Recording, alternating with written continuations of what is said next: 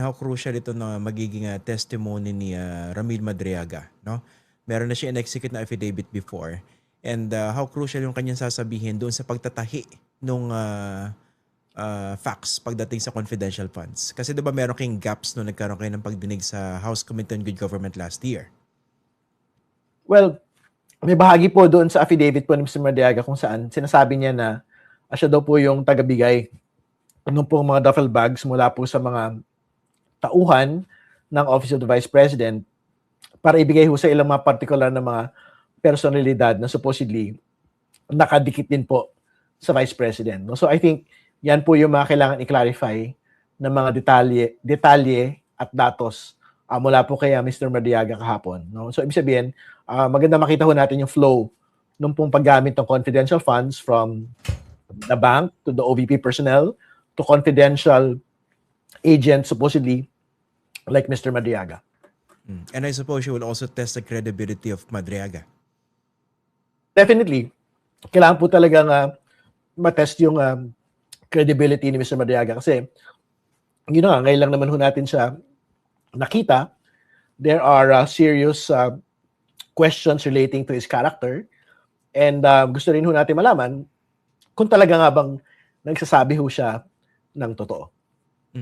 Yung Colonel La Chica, 'di ba lumutang na yung pangalan niya last year doon sa pagdinig ng House Committee on Good Government.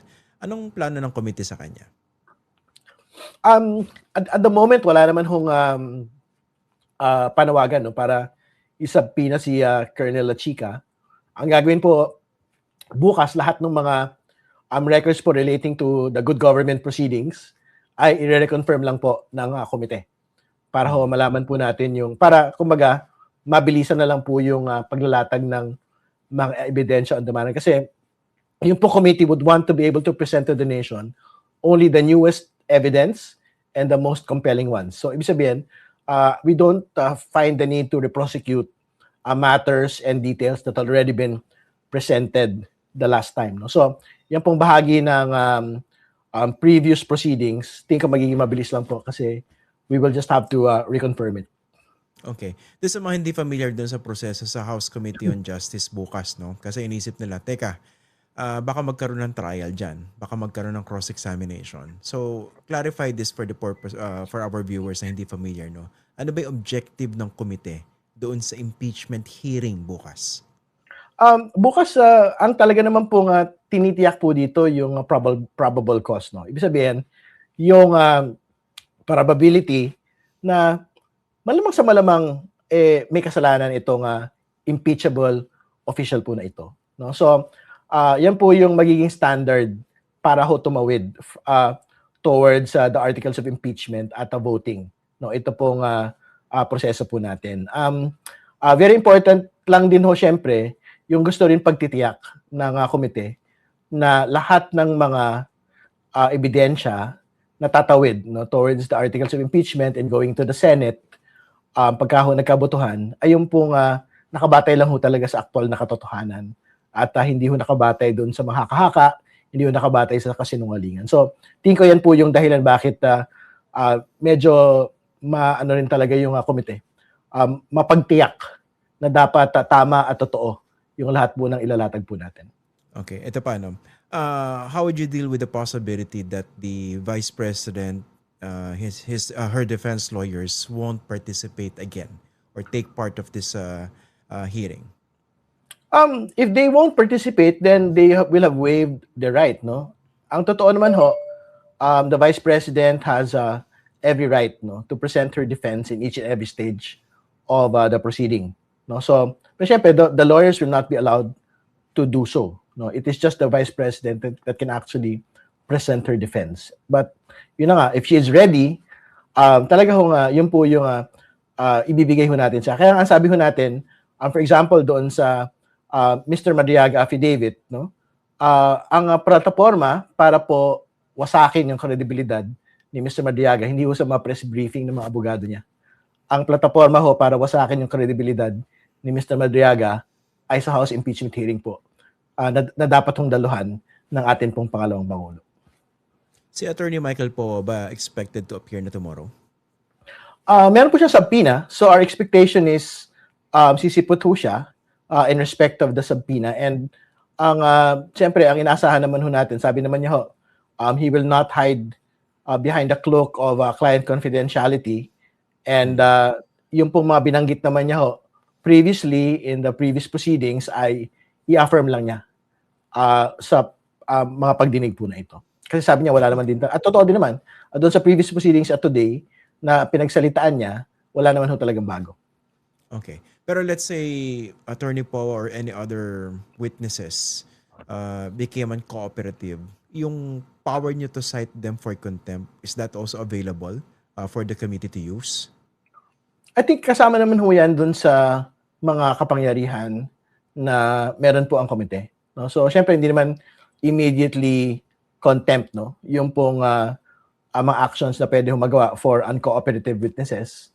Syempre, pwede hong pagpaliwanagin pa, pwede rin hong syempre kumbinsihin pa yung pong witnesses na nagiging uncooperative. So, we will see as we go along po on how we will treat po mga uncooperative witnesses.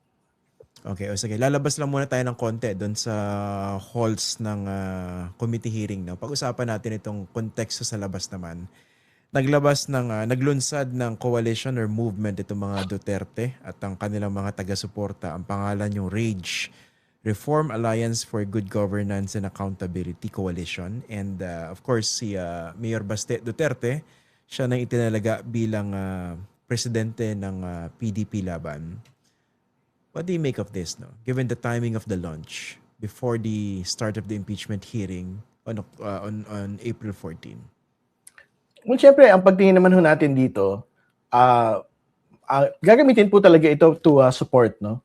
Yung pong bid ng ating pong pangalawang Pangulo to defeat the impeachment proceedings against her, no? So, syempre, ginagalang ho natin yung mga karapatan po ng mga supporters ho ng pangalawang Pangulo na gawin po yung kailangan ho nilang gawin pampolitika dito po sa bagay po na ito. But syempre, we would suggest na ang talaga naman hong remedyo sa usaping impeachment ay yung pong participation ng Vice President at whichever level that she is comfortable with. If she's comfortable, if she's not comfortable at the level of the House, we will respect that. If she's comfortable at the level of the Senate, doon ho magtutuos ang iba't ibang mga partido. Okay, pero they have a sense of optimism that this time the Supreme Court might not step in anymore, given the fact that the Vice President also went up to the Supreme Court again after pumunta ron yung kanya yung mga lawyers na identified sa kanya. Well, alam po ninyo, malaking bagay para sa Kongreso at sa komite yung pong hindi paglalabas ng temporary restraining order. Ang pagtingin ho namin dito ay pagtanaw po ng pagkakapantay-pantay ng Korte Suprema at ng Kamara. No? So nagpapasalamat ho kami sa Korte Suprema sa hindi ho paglalabas ng TRO. And second, very important din ho yung Duterte Supreme Court case. Binanggit ho nila doon na pagka ho ang pinag-uusapan na ay determination of sufficiency in form, determination of sufficiency in substance, and everything else, no, within the confines of these particular processes, hindi na ho makikialam yung pong Korte Suprema. So, ito ho yung actual na proseso na pinag-uusapan ho natin ngayon. So, panghahawakan po namin yung dalawang bagay na yun. Hindi ho, yung tingin namin paggalang ng Korte Suprema at yung mismong pagbigkas nila doon po sa decision po na yon na gagalangin po nila yung poder ng Kongreso sa determination of form and substance.